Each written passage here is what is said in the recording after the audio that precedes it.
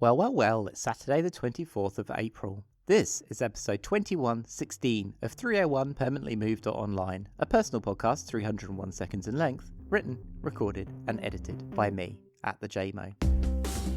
I recently set up my browser to show me a random Wikipedia article every time I opened a new tab.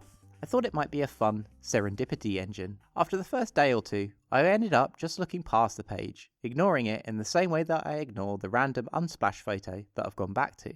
Once you train yourself to see or hear past something, it's very difficult to bring it back into focus. Anyways, the extension did its job as it provided me with the subject for today's show. The Wikipedia page about the expression "have a nice day" is surprisingly robust.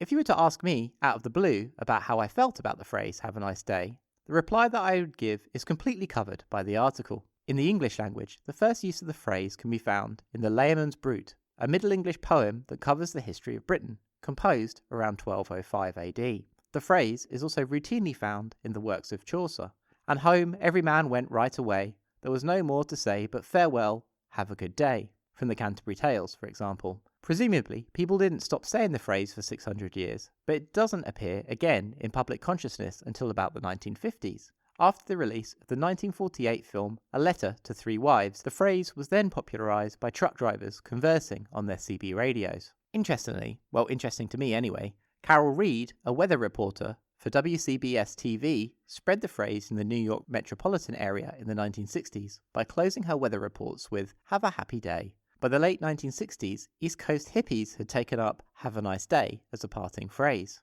It doesn't become the cultural force as we know it today until the 1970s, a result of a potent combination of cynical corporate HR practices, consumerism, and supermarkets. The phrase "have a nice day" has two separate associations. The first with the art of Harvey Ball, whose yellow smiley face graphic came to dominate and define 1970s pop culture. In the mid-1960s, the State Mutual Life Assurance Company of Worcester, Massachusetts, had purchased Guarantee Mutual Company of Ohio. The outcome of the corporate merger, in a surprise to no one, resulted in low employee morale. So as a young freelance artist, Ball was employed to create an image for the internal HR morale campaign. And in less than 10 minutes and $45 for his trouble, Ball created one of the most iconic images of the 20th century. Ball never trademarked the image, and nor did the assurance company that he made it for. And after a bewildering set of following circumstances, two brothers, Bernard and Murray Spain, trademarked the combination of the image and the phrase.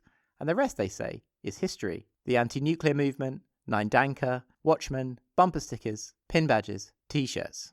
In 2013, the Smithsonian had a Have a Nice Day exhibition and published the following piece of art criticism: the distinguishing features of Ball's smiley face. A Harvey Ball smiley face can be identified by three distinguishing features: narrow oval eyes, with which one on the right slightly larger than the one on the left, a bright sunny yellow colour, and a mouth that is not a perfect arc. The face must have creases at the sides of the mouth and be slightly off-centre. With that iconic piece of pop art behind us, the other place that you'll find "have a nice day" is employees performing emotional labour. The first recorded use of the phrase in a supermarket training manual is when the American chain Kmart opened in Brisbane, Australia in 1969. Have a nice day has become so ingrained as an American ritual of customer service that, according to Harry Yamada, author of Different Games, Different Rules, that when Americans visit stores where salespeople don't say the phrase, they will think the store lacking in customer service, regardless of the experiences that they've had elsewhere. For me, I've always considered the term "have a nice day" an insufferable Americanism, a phrase heard exclusively in Hollywood movies and TV shows, an empty phrase, a product of consumer testing and corporate control of workers. Wikipedia states that the phrase is not generally used in the UK due to its perceived insincerity. Writing in The Guardian in 2007, satirist Guy Browning wrote, "It's impossible for the British to say 'have a nice day' without the long shadow of sarcasm passing over the conversation. In this country, we presume that the day will be bad, if not disastrous, whereas in America, nice days and the having thereof are written into the Constitution, and that the British think you only really get good days about once a year." Jay Broad wrote in 2004 that the phrase "have a nice day" is an apt middle ground for the drop dead the cashier is thinking and the come back soon the owner wants. And speaking of the cashier, in a 2006 study, researchers at Frankfurt University discovered that people who smile and say "have a nice day" in their jobs are more prone to illness. When forced to act cheerfully, people will be more likely to become depressed. which suggests to me that shallow friendliness is bad for your health. Please consider sharing the show with a friend or on social media, and please do have a nice day.